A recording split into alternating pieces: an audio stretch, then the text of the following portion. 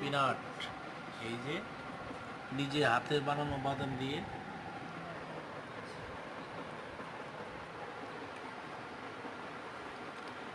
সেই কালার।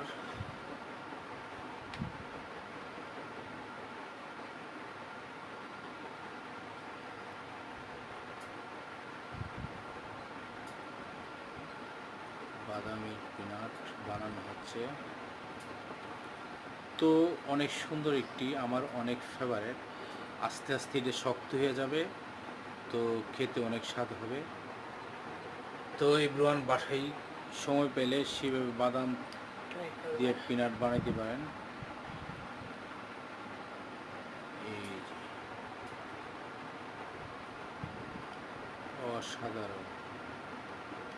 তো আসলে আগের মতো গুড় আঠালোযুক্ত না, গুড়ের সাথে মিক্সড করা থাকে চিনি, সেই জন্য আঠাটা কম।